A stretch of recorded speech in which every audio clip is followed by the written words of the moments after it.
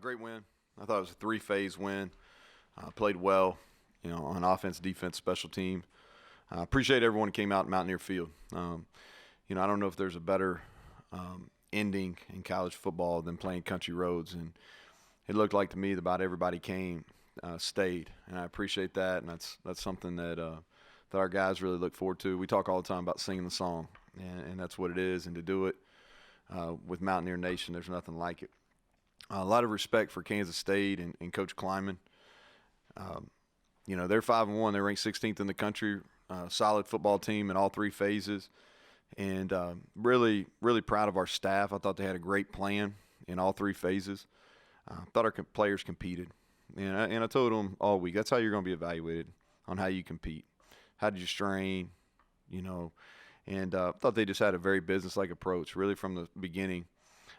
Without a doubt, that's the most complete game we've played in our 2 years here. And just proud of everyone in our organization. Now we got to continue to keep it moving. I'll start with offense. I thought the offense really controlled the game. I thought up front, played with a lot of continuity. Those guys are really talented at defensive end, and Hubert is a guy that's going to make a lot of money rushing the passer, and we competed and tried to do some things to take the pressure off our tackles. And I thought, all of our phases just played well, and the average 6+ yards per play, 5 of 5 in the red zone. Had to kick a field goal or two, but come away with points. And then third downs, best we played third downs against really good third down defense. And then individually, you look at it, Daggy goes third straight game over 300 yards. Wheaton, I think it's maybe the first time in his career, 100+ yards. And then Letty for the fourth time in 6 games over 100. And one of them, he was in the 90s. So just really consistent. And again, I think a lot of it, O-line-wise, and our tight ends, TJ Banks and Michael Laughlin, they didn't show up in the stat sheet as much as they have probably the last 2 games, but they played really well, and they had to get in there and compete against those defensive ends. Defensively, they had 41 rushing yards, and I think that's if you don't want to look at a stat that kind of tells the story on our year so far, in our 4 wins, we've really done a good job limiting rushing yards, and in the 2 games we've lost,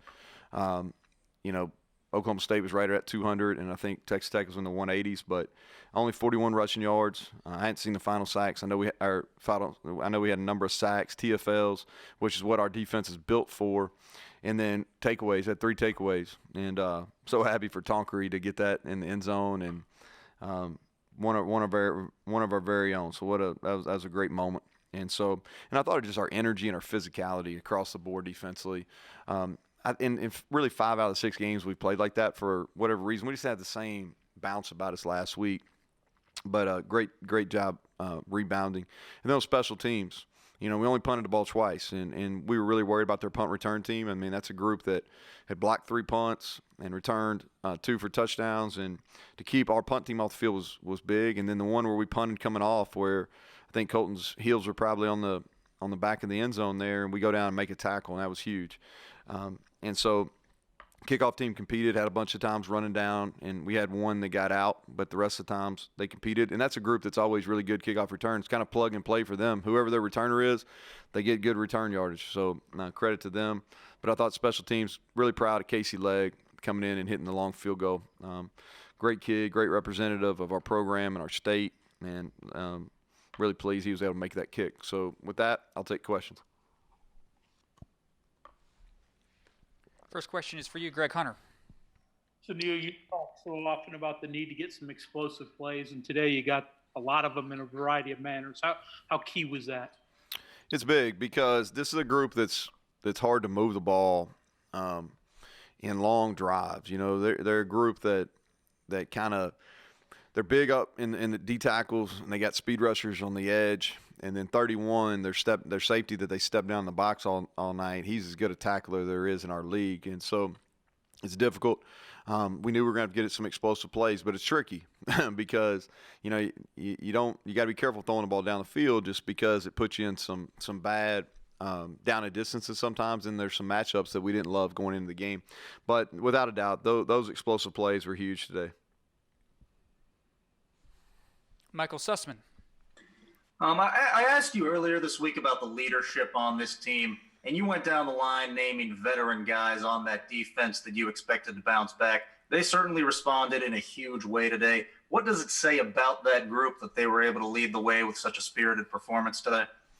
Yeah, I think we're getting closer. I think that's what it says. I think there's a high level of buy-in, and they're starting to represent on the field what we want to look like. I think that's what it says. And anytime you lose a game as a coach, you kind of always wonder, hey, are they listening? And I'm not just talking about as head coach. I'm talking about position coach, coordinators, whatever. And so that was probably as pleasing as anything that our guys, we talked about this compete, and we gave them visual evidence what we meant by competing, and to see that come to fruition in a big win versus a quality opponent was big. But I think that it's hard to assess leadership right after a game, but it's definitely improving. I don't think we're where we need to be, but it's definitely improving. John Antoniuk. Coach, they missed the 52-yard field goal, and then you went down. Bryce got the explosive play. You scored, and then you scored again. Did you have a better feeling with them having a freshman quarterback having to chase you after you got those two quick scores? Yeah, we knew once it got to I think it was a 3+ score game. Am I right, John? Is that what you're talking about in the third quarter? Is that what you're talking about? Turn his. Yes. Yeah. Okay. Yeah, we knew. We planned. We took the air out of it right there. We threw a couple go balls just because I was tired of getting free hits on our backs. But yeah, we were gonna. We took the air out of it, and the goal was to win the game, and we backed off our covers a little bit, and went to more of a pass rush, and then offensively we definitely took the air out of it and got into more of a run mode. Cody Nesper.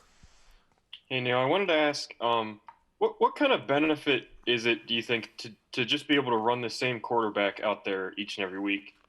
Outside of Baylor, all your opponents really have kind of been shuffling quarterbacks, and you've just been able to put Jared out there every week. What kind of benefit is that for the team and the offense? I think it's steady. It allows you to improve. It's unfortunate. The Thompson kid that Kansas State has, I think he's one of the better competitors in our league, and played really, really well in that second half versus Oklahoma State, and so disappointed he couldn't play. And but it definitely helps. And Daigie's getting better. He's strung together 3 300-yard games. Decision making is really good. Demeanor had a calmness about him. And I can only think of one really play, and that's where he kind of escaped out of the pocket rather than moving up. Kind of threw off his back foot. That's the only play that I'm sitting there on the headset going, hey, what is he doing? And so a lot of improvement there. And like I said, he pays the price during the week. And so that's and what I mean by that in his preparation, mentally and physically. So proud that he's able to show that in 3 games in a row now. Next is Mike Kazaza.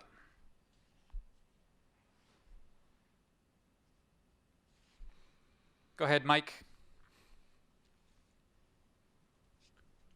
Okay, we'll move to Ryan Pritt. Go ahead, Ryan. Hey, Neal. I don't think we have to talk about drops for the next week, so that's probably good.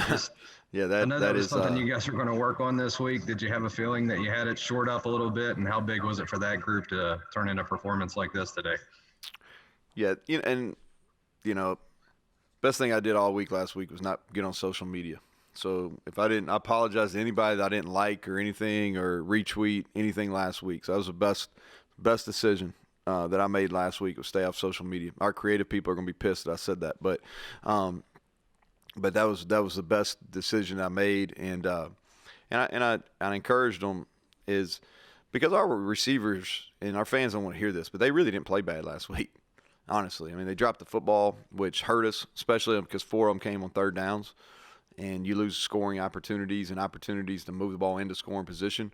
But they ran better routes. They won versus man coverage better. And they've been getting better over the last 3 weeks. We